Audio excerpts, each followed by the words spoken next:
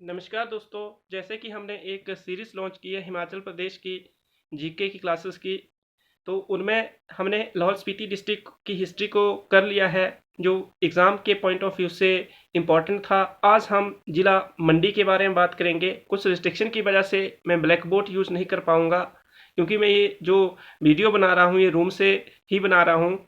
तो दोस्तों please compromise, कुछ दिन से मैं वीडियो अपलोड नहीं कर पाया हूँ, क्योंकि जो मेरी तबीयत है वो ठीक ना होने की वजह है इसके पीछे। तो आज ज़िला मंडी के बारे में बात करेंगे। ज़िला मंडी जो है हिमाचल प्रदेश का एक डिस्ट्रिक्ट है और 12 डिस्ट्रिक्ट में से एक ये भी डिस्ट्रिक्ट है। जब हिमाचल प्रदेश बनकर तैयार हो गया था 15 अप्रैल 1948 को, तो उससे पूर्व जो मंडी जिला था वो दो रियासतों में बंटा हुआ था। एक को सुकेत बोलते थे और दूसरे को मंडी बोलते थे। जब हिमाचल प्रदेश का गठन किया गया 15 अप्रैल 1948 में, इसकी प्रशासनिक जो चैप्टर है उसको हम अलग से करेंगे। अभी आपको उसके बारे में यहाँ नहीं सोचना है, ना ही उसको यहाँ पर खदेड़ना है। सिर्फ इतना याद रखना है कि 15 अप्रैल 1948 को हिमाचल का गठन हुआ था और उसमें जो सुकेत और साथ में मंडी जो 1948 से पहले रियासतें हुआ करती थी मंडी की, उनको मिलाकर मंडी एक ज़िला बनाया गया था। और दूसरी बात क्या है, जो मंडी ज़िला है इसका जो हेडक्वार्टर आपको ज़िला मंडी में ही देखने को मिलता है दोस्तों। और मंडी की जो भाषाएं हैं वो यहाँ की मुख्य जो भाषा है मंडियाली है। साथ में जो सुकेत रियासत थी पुराने समय में, वहाँ पर वर्तमान में सुकेती भाषा बोली जाती है। और जो बीच में कुछ एक क्षेत्र ऐसे हैं जहाँ पर हिंदी को भी बोला जाता है, और कुछ एक रीजन जो आपके कांगड़ा के साथ लगते हैं वहाँ पर कांगड़ी का भी इन्फ्लुएंस रहता है। क्योंकि आपको ये पता है कि जो भाषा है या जो बोली है वो डिस्टेंस टू डिस्टेंस वेरी करती है। तो इसका जो हेडक्वार्टर है और भाषा है वो आपको अच्छे से याद रखनी है। कई बार पूछी जाती है पेपर में कि सुकेती कहाँ की भाषा है या किस रीजन में बोली जाती थी या किस रियासत में बोली जाती थी। साथ में मंडियाली आप मंडी से याद रखना ईजी है। दूसरी बात ये है दोस्तों कि जो मंडी है, मंडी को मंदिरों की नगरी कहा जाता है दोस्तों। यहाँ पर सबसे ज़्यादा मंदिर देखने को मिलते हैं। इसी कारण इसे हिमाचल प्रदेश की वाराणसी बोलते हैं। वाराणसी के साथ साथ ही इसे हिमाचल की काशी बोलते हैं या छोटी काशी बोलते हैं। छोटी काशी क्यों? क्योंकि जो काशी है धार्मिक स्थल है, वैसे ही मंदिरों की नगरी होने की वजह से इसे भी छोटी काशी कहा जाता है। इंपॉर्टेंट चीज़ है दोस्तों, इसका जो ईस्टर्न मोस्ट पार्ट है जिसको हम पूर्वी भाग बोलते हैं वो कुल्लू से लगा हुआ है। कुल्लू की हिस्ट्री हम बाद में करेंगे दोस्तों। और जो पश्चिमी भाग है मंडी का, वो हमीरपुर और साथ में जो आपका बिलासपुर है उसके टच में आता है। सबसे इम्पॉर्टेंट चीज़ है जो आपका उत्तर और पश्चिमी वाला भाग है वो कांगड़ा के साथ लगा हुआ है, जिसमें बड़ा भंगाल बीच में आता है। मीन्स आप बड़ा भंगाल को देख सकते हैं कि इसके बीच में आता है। उसके बाद अगर आप बात करें दक्षिण पूर्व की, तो दक्षिण पूर्व वाला पार्ट है वो शिमला के साथ लगा हुआ है। सबसे इम्पॉर्टेंट चीज़ ये है दोस्तों कि जो दक्षिण पूर्व वाला भाग है जो शिमला के साथ लगा हुआ है, यहाँ पर भीषण गर्मी पड़ती है। इसके पीछे रीजन बताया गया हुआ है ब्लोखरा में कि जो सतलुज नदी बहती है, तो सतलुज नदी के बहने के बाद यहाँ पर एक गर्माहट होती है। नोट आपको ये चीज़ याद रखनी है कि हिमाचल प्रदेश में सबसे ज़्यादा जो बारिश होती है दोस्तों धर्मशाला में होती है। और जो पूरे हम भारत की बात करें तो जो आपका मनीषराम है जो आपको मेघालय में देखने को मिलता है, जिसकी कैपिटल ईटानगर है। और यहाँ पर आपको गारो, खासी, जैंतिया की पहाड़ियाँ भी देखने को मिलती है। ये पहाड़ियाँ कीपदार है। जैसे कि हम जब स्टोव में तेल डालते हैं तो हम कीप का यूज़ करते हैं, वैसी वाली पहाड़ियाँ भी है। और ऐसे ही यहाँ पर वन भी देखने को मिलते हैं। और ये जो वन की कैटेगरी है इसको बोलते हैं सदाबहार वन, या इन वनों को बोलते हैं एवरग्रीन फॉरेस्ट। दोस्तों ये एवरग्रीन फॉरेस्ट जो ऐसे फॉरेस्ट होते हैं जो सदा मतलब 12 के 12 महीने इस पर पत्ते रहते हैं। बोलने का मतलब है ये स्पेसिफिक सीजन पर अपने पत्ते नहीं झाड़ते हैं, ये कुछ एक झाड़ते हैं, कुछ एक कुछ समय के बाद आ जाते हैं। और इन वनों में सबसे ज़्यादा बारिश देखने को मिलती है, यहाँ पर आपको नमी भी देखने को मिलती है। इस रीजन में सबसे ज़्यादा वेजिटेशन होती है, फ्लोरा फोना इस रीजन में ज़्यादा देखने को मिलता है। और इसी रीजन में जो ये हम एवरग्रीन फॉरेस्ट होते हैं, यहाँ पर आपको सबसे लंबे प्लांट भी देखने को मिलते हैं। प्लांट या प्लांट तो छोटे होते हैं, पौधे भी क्या बोलते हैं, पेड़ भी देखने को मिलते हैं। तो ये आपको अच्छे से याद रखना है। साथ में इम्पॉर्टेंट चीज़ क्या है कि जो आपका किंग कोबरा है, सबसे बड़ा जो सांप माना जाता है, वो भी इसी रीजन में देखने को मिलता है। तो ये आपको अच्छे से याद रखना है। दूसरी बात क्या है कि जो मंडी है, मैं यहाँ पर आपको ये क्यों लेकर वहाँ गया, क्योंकि ये सारे के सारे एग्ज़ाम के व्यू से, एग्ज़ाम पॉइंट ऑफ व्यू से काफ़ी इंपॉर्टेंट क्वेश्चन है जो पेपर में बार बार पूछे गए हैं। तो गारो खासी जयंतिया को याद रखना है। साथ में आपने मनीषराम, पहले इससे पहले चेरापूंजी हुआ करता था, जो एक गारो खासी जयंती है, पहाड़ियाँ भी है ये, और यहाँ के ट्राइब भी है। ये ट्राइब जो आपकी जनजातियाँ हैं वो भी मतलब इनको जनजातियाँ भी माना जाता है। कई बार इस स्क्वेंस में लगाने के लिए भी आ जाता है, तो ये आपको याद रखना है। दूसरी बात, उसके बाद जो हमारा हिमाचल प्रदेश का सबसे बड़ा जो पॉपुलेशन के आधार पर डिस्ट्रिक्ट है वो कांगड़ा है। और कांगड़ा में क्या होती है, सबसे ज़्यादा बारिश होती है। किसके बाद, जो आपका मनीषराम है उसके बाद।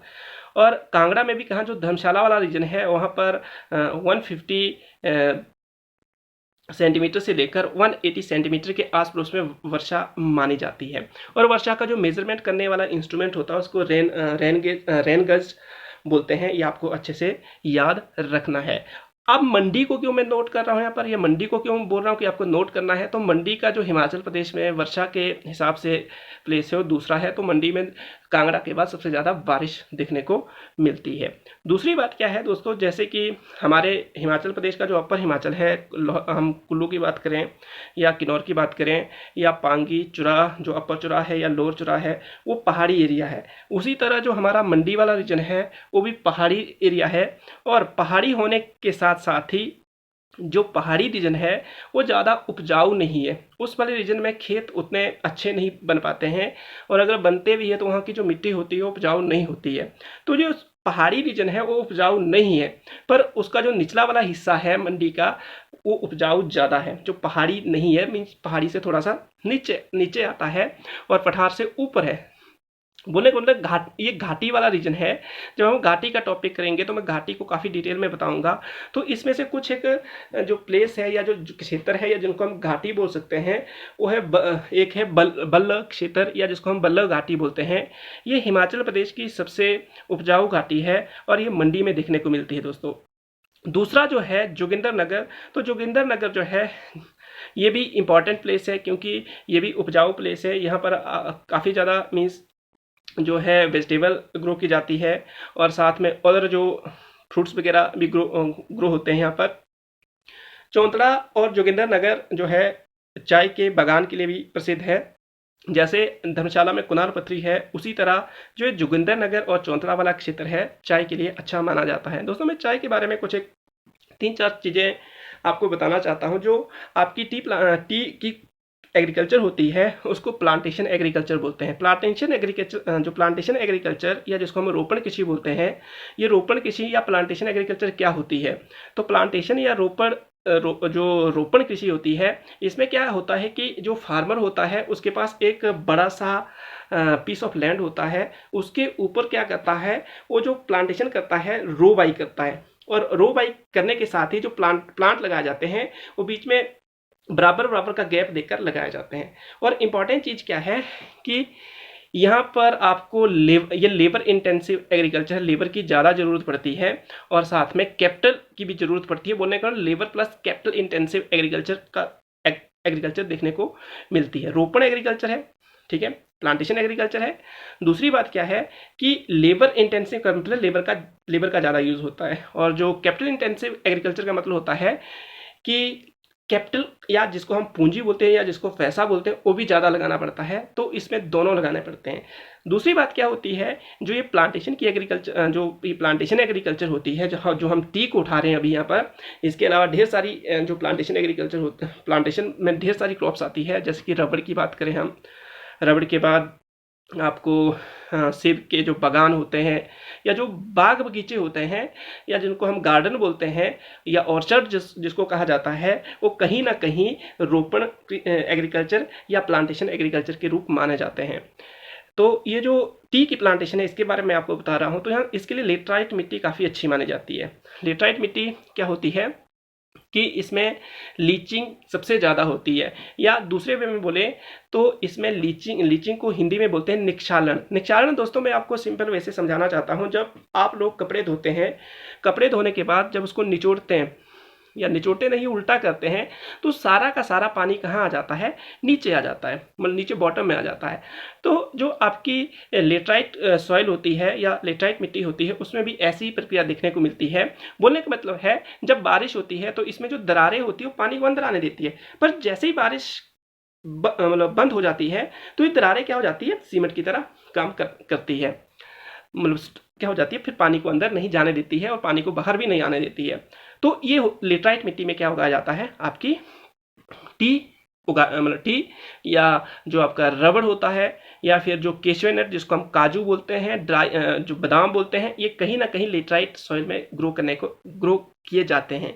और ये दक्षिण भारत में सबसे ज़्यादा देखने को मिलते हैं। और ये चौंतरा वाला पोर्शन है, इसको मैं क्यों इंडिकेट कर रहा हूँ, जोगिंदर नगर वाला जो पोर्शन है इसको क्यों इंडिकेट कर रहा हूँ, क्योंकि इसका जो अपर वाला रीजन है यहाँ पर ये आपको देखने को मिलता है। जो आपका टी प्लांटेशन होती है वो देखने को मिलती है, ज़्यादा मात्रा में नहीं है जैसा हमें पालमपुर में है, या क्या बोलते हैं कुणाल पथरी की साइड है, पर कम मात्रा में इन रीजन में आपको जो ये टी की प्लांटेशन देखने को मिलती है। तो लेटराइट मिट्टी को याद रखना दोस्तों। टी कहाँ कहाँ पर होती है, हमारे लिए बल्लभ क्यों इंपॉर्टेंट है, तो बल्लभ जो है सबसे ज़्यादा मीन्स मैंने बताया कि ये उपजाऊ घाटी है। और जो वेजिटेबल की बात करें तो सबसे ज़्यादा ग्रो की जाती है यहाँ पर। दूसरी बात क्या है कि जो चौंतरा है, चौंतरा में एक पर्सन की डेथ हुई थी, वो ब्रिटिशर था, ये ढेर सारे एग्जाम में पूछा गया हुआ है। तो वो लॉर्ड एल्गिन थे, और लॉर्ड एल्गिन जो है ये 1863 के आस पड़ोस में इनकी डेथ हुई थी। और फिर इनकी जो समाधि जिसको हम थॉम बोलते हैं, जिनको हम एक प्रकार की मतलब थॉमी बोलो, तो मैक्लोडगंज की जो चर्च है वहाँ पर बनाई गई हुई है। तो आपके लिए इंपॉर्टेंट है इनकी डेथ कहाँ पर हुई, चौंतरा एक प्लेस है। और साथ में जो उनकी जो समाधि कहाँ बनाई गई है, तो मैक्लोडगंज जो आपका इंटरनेशनल मैप पर देखने को आता है, दलाई लामा यहाँ पर रहते हैं और पूरे विश्व से टूरिस्ट यहाँ पर इस जगह को देखने के लिए आते हैं। तो अगर आप यहाँ पर नहीं आए हैं तो आप जब मैक्लोडगंज जाते हैं तो जो चर्च है वहाँ पर जो मतलब एक थॉम बनी है साइड में, तो उसको जब देखोगे तो वो लॉर्ड एल्गिन की है। और उनकी डेथ कहाँ पर हुई थी, ये चौंतरा जो मंडी में स्थित है वहाँ पर उनकी डेथ हुई थी।